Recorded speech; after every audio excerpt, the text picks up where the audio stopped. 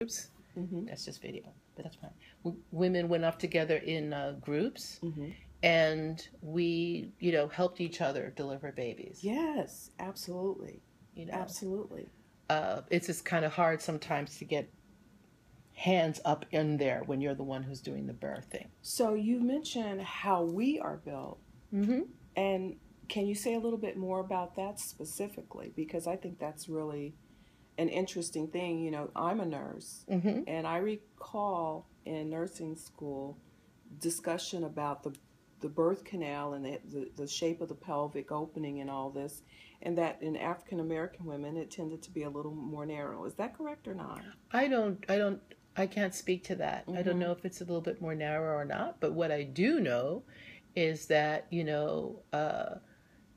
when we were in slavery, when we were enslaved peoples, there was no crisis of black babies being born. There were not people wondering why are these slaves having such a hard time giving birth. That we were giving birth under heinous conditions. Absolutely. With no resources. Nothing. And I'm sure there was death, but what we're talking about now is pretty ridiculous. Listen, we're all here. So clearly those midwives did a damn good job. Exactly right.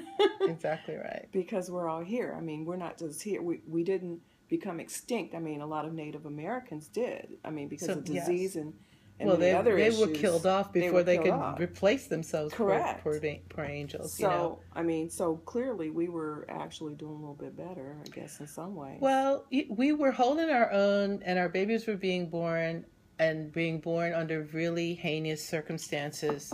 And here we are in allegedly, the most powerful country on the planet with all the resources, more food than we can shake a stick at, even though it's poor quality food. Good point. And we have, this death on this level. I'm going to point out again that there's no group of women in America who are doing well in birth.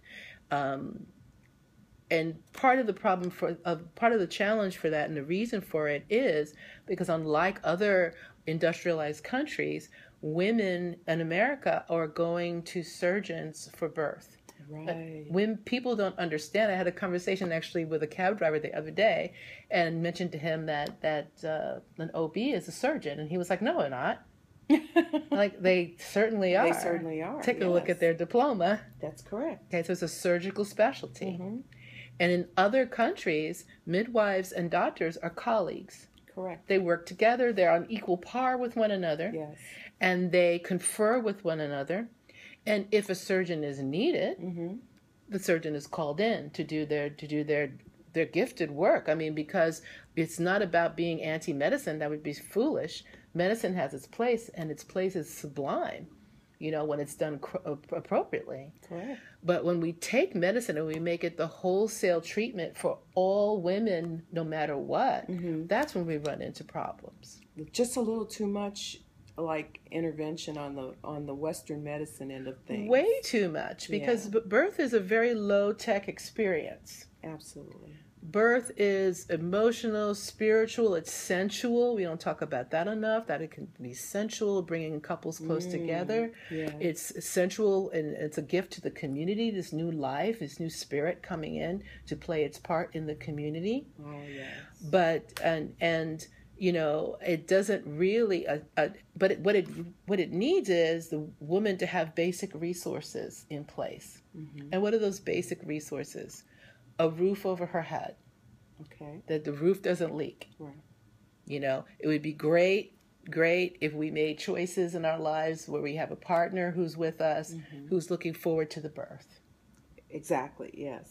Yes. So, that's a big one that's a very big one. That's a big one. You had adequate food, 100 grams of protein a day for a pregnant person, and leafy green vegetables and whole grains and foods that's not GMO, food that's actually our bodies know how to digest from, again, our years of evolution. Our body does not know what to do with this new fangled GMO food.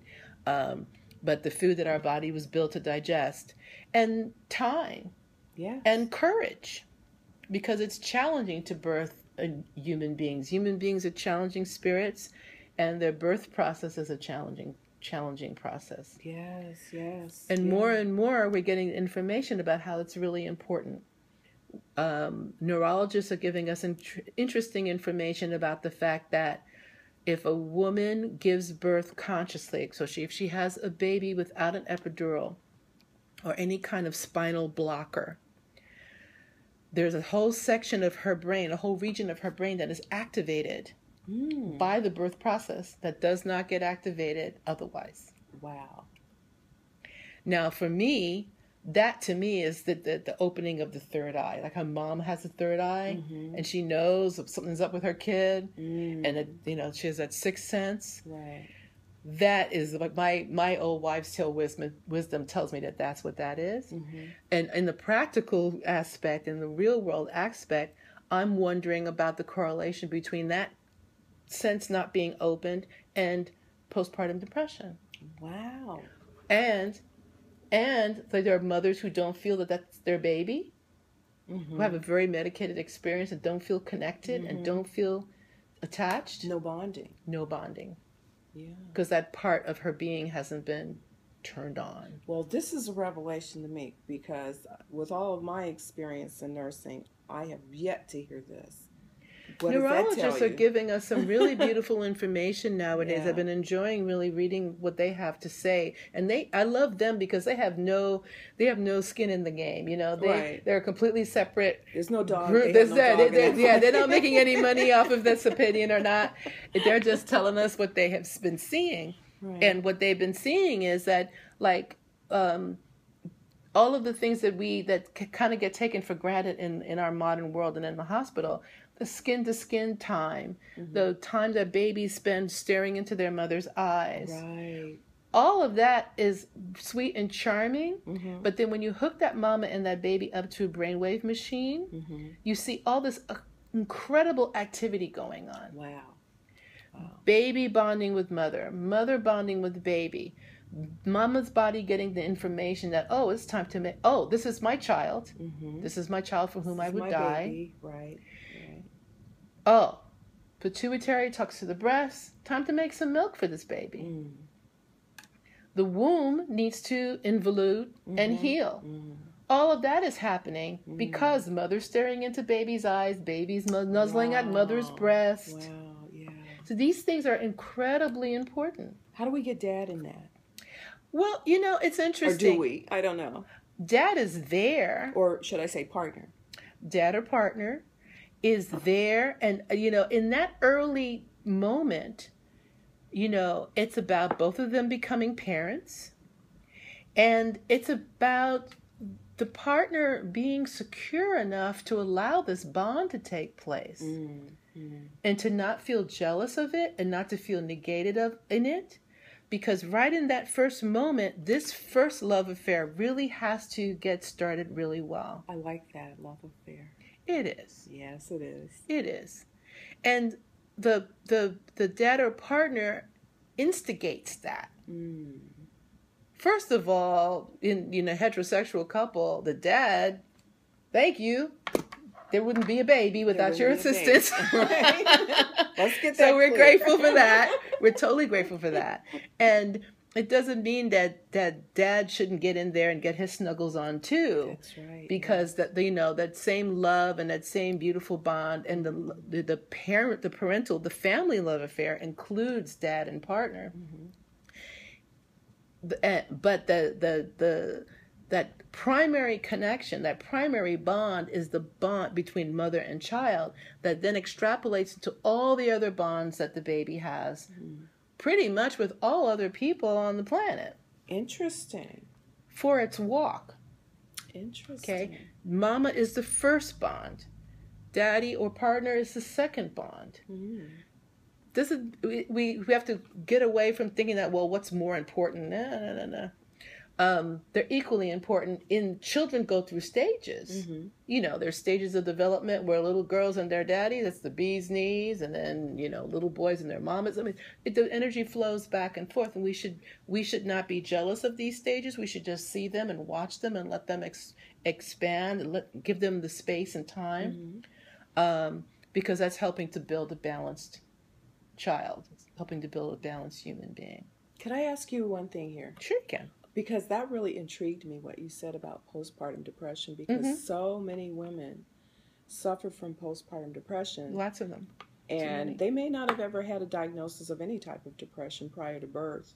Yeah. And so to me, it's really intriguing that there's a correlation, perhaps, between a birth with a lot of drugs on board, a birth that is a C-section, perhaps, that maybe wasn't necessary.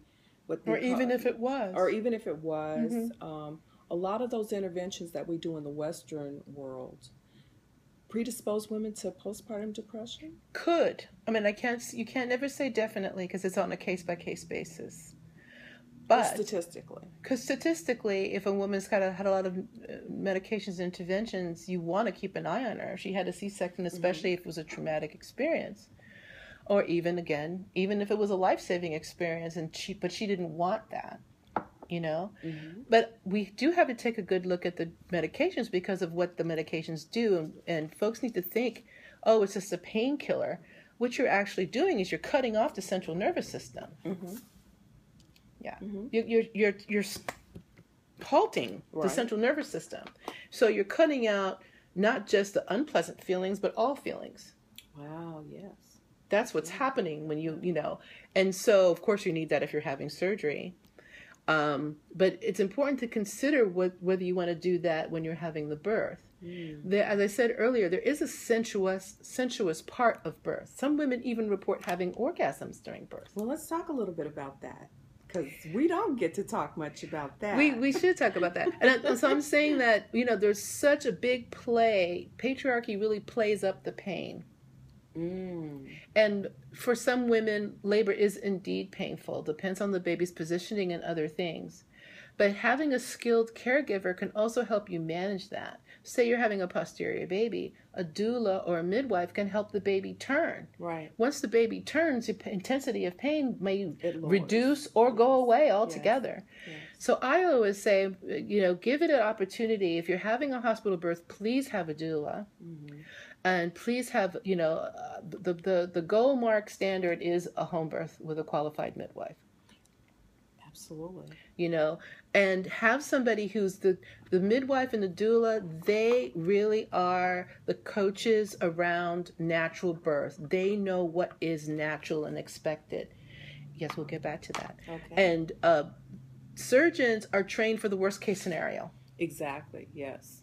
Yes. We really need to be right Save in the middle. That baby. They're like, save that mom. They're expecting the mom to explode any minute, and they're the ones they're going to save her. Right. It's like, birth can look pretty dramatic, but it doesn't necessarily mean the woman needs saving. We want to take a look at the biology of birth, and looking at the famous midwife Anna Mae Gaskin says the same energy that got the baby in is the same energy that's going to get the baby out. Hallelujah. So it's talking about the sensuosity, all the same hormones are in play. Oxytocin is all over the place. And thank God for the oxytocin. We love the oxytocin. That's the stuff that makes you fall in love with your baby. Yes. That's one of the main hormones that's released after your baby is born, and you look at each other and you bond and you fall in love. Yes. That's why even though they look like cute little Cabbage Patch people, no one ever thinks that their baby's ugly. That's right. Because they're not. Really. They're the most that. precious, beautiful thing you ever saw. And I've seen a whole bunch of them get born. So it's all of that is gorgeous and purposeful. Labor is challenging for humans, but that's why we have gathered together with women. And that's why if we have to have a hospital birth, we have to gather as much of the tribe as possible. In a hospital, sometimes it's really hard to have the privacy to feel the sensuosity of birth. There are people in and out of the room, strangers who just walk up into the birth room where you're in there, Home birth is more conducive to being naked, being close. Talk about having daddy and partner on board, snuggled up in bed with your partner, in the birth tub with your partner. You can kiss each other, be together. All of those things aid the labor progressing. I can see how that works. Mm-hmm. Why not? It makes perfect sense. What relaxes you more than to feel safe? Exactly. In the arms of your love, your beloved. Yes. Hopefully your beloved. And we're not different than the other mammals. Mm-hmm. Any other mammal, if you come upon a mommy deer in a clearing and she's having her little baby, her labor can stop and she can run away. She can run miles until she finds a safe place to lay down, and her birth process will continue. Wow. So if we go into the hospital and we perceive unsafety, someone's rude to us, or you're scared, hospital smell, hospital-y, all of those things, our senses are affected by that. We really want to, with regard to mortality of our babies, we want to be close to them. We want to maintain skin to skin with them. Little newborns forget to breathe. Being close to mama, being in a sling or on her body, being synced up with her breathing. The all famous Bjorns. Yeah, those little things. Or slings are even better for little tiny newborns. They're so great. Mamas can nurse with them. They're a fashion statement right about now. I hope so. They're the most beautiful piece of jewelry you ever get to wear is your baby. That's true. So if you want to, doing that, for African American mamas, we just need to give ourselves permission to be as natural as possible, to be as close to our babies as possible, to breastfeed as long as possible. The worldwide weaning age for breastfeeding is 4.5, 5 years old. And we are lucky, and our black babies are lucky to get, maybe a few weeks of breastfeeding. A lot of that is about our hateful culture and, moms having to return to work. Get back to work as soon as possible. And then you still can work with a doula or a midwife, even if you have to go back to work at 12 weeks, which I think is horrible. It is horrible. There are still ways to maintain that breastfeeding bond. America needs to work on this leave time and give people really decent mom and dad, mom and partner, partner and partner, however you want to say it. We have to get some real leave time in there, that really helps people to bond and to have that kind of relationship and support for a new baby. It's about 3 months is nothing. It's nothing. And it's about priorities. This country's priorities are about making money. And children are a liability. And so we get what we put into it. The high infant and maternal mortality rates are a reflection of the fact that our values are not on our next generation. We're not living in tune with the earth, as First Nations talk about. When you make a decision, you want to see how it will affect 7 generations behind you and 7 generations ahead of you. Oh wow, that's wisdom right there. That is wisdom. And we are so far from that. We're a consumer culture. It's like, what can I have now? Right. I'm going to feel good now. I want to just whatever right now. I don't want to wait. Yeah. And one of the things that human gestation, labor and delivery gives us is an experience of waiting and going inward, drawing on our internal resources, connecting with spirit, however we define spirit, whether it's spirituality, whether it's religion, whether our ancestors. We need to dig deep to help a new life come into the world. I think, just riffing off that I think what I sort of intuit is that African American people need to get back in touch with our mythology. Yes. We need to understand spirit a little bit better. Yes. And not just religion. Because Christianity, whatever Abrahamic faith or whatever other faith you may embrace, right. We need to figure out those things that you mentioned that are so important about spirit and children and babies, and about bonding, and even the importance of picking a partner to have a baby with. Oh, is that so important? Hello. It's everything. It's everything. It's everything. We need to be picking the partners of not accidentally like coupling, but to pick a partner who brings those things that we want our children to be part of. Yes. I mean, it's about so many important decisions before the baby's even created in the womb. Yes. Yeah. And giving ourselves the luxury is the word that's coming to my mind, of feeling like that we can choose. Yes. So much of our lives we feel that we're out of control. Right. And we just kind of fall into things. Yeah. I just got pregnant. I accidentally got. Well, come on, not in 2015. You don't. Well, it does happen. I mean, even people who are on birth control fails. At 98%, that 2% is pretty big when it results in an 8-pound baby. That's true. I have to say that's true. But the fact of the matter is, though, was that, the what they used to, I hate this term illegitimate. I hate that term. Yes. But that's the term that we use when we're, in a learning and classroom situation, because it gives us a picture of something. But supposedly the out of wedlock or illegitimate birth rate among Black women has dropped considerably. And I think that is a wonderful thing to bring up. I had not heard that, and it's a really good thing. I don't like the term illegitimate either. I don't either. What I would love to have us think about is, I can't even think of any kind of earth-based people who, if we go back to our earth-based African religions, healthy Christianity, loving Islam, it's about preparing yourself your whole life to carry life. Yes. And it's how we live as women. A little girl is born with all of her eggs already present in her body that she will have for her entire lifetime. That's it. And what if little girls were taught that? What would you ingest? When you take that first drink, will you take one drink or 20? Do you know what I mean? Leave that alcohol and stuff all alone. And it shouldn't come because, you're going to go to hell or whatever. It's because you love yourself. Oh, what a precious gift. Think about it. I mean, I think people abuse you have your eggs at gestation, at birth. A little baby girl is born. A little baby girl is 2 generations. That almost brings tears to my eyes. It does to me too. Because we each woman, each one of us, carries mankind. Absolutely. From and birth. That's one of the reasons why, when we were thinking more matrilineally, women were held up.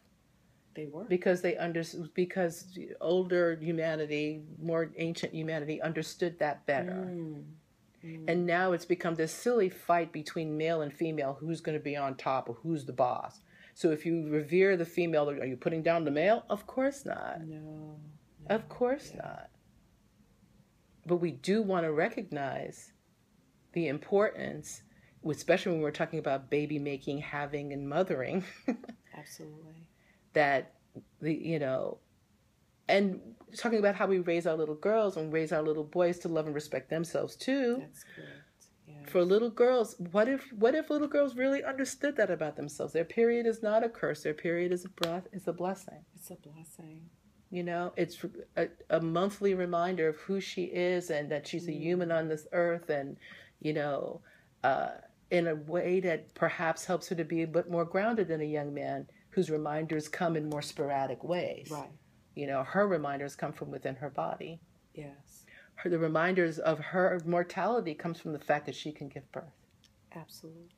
And all these beautiful blood rituals. We're getting the little warning, but I'm just saying all the restoration of all this beauty and spirituality, along with the good health and nutrition, along with the amazing care from midwives who view birth as a blessing as opposed to a curse. All of these things are going to heal what we've started talking about, which is too much death in the most powerful country on the planet. That's right.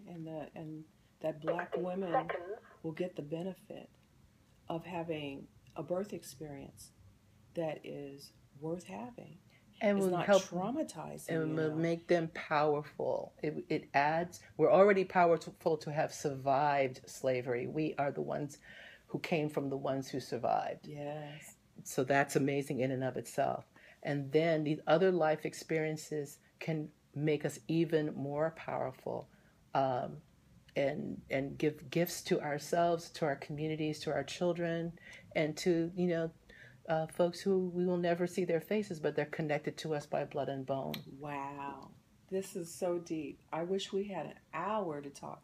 We have so much more to say. I could come back. We could do it. Let's do it again, as the song says. Yay! But at any rate, this has been a wonderful evening. I've learned a lot.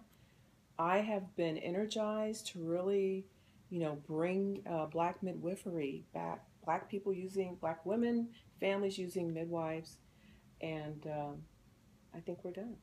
I think we're done. So we are thank done. you. Thank you. That was wonderful. I had so much fun. We were just getting hot. I know. So nighty night. I am going to post this.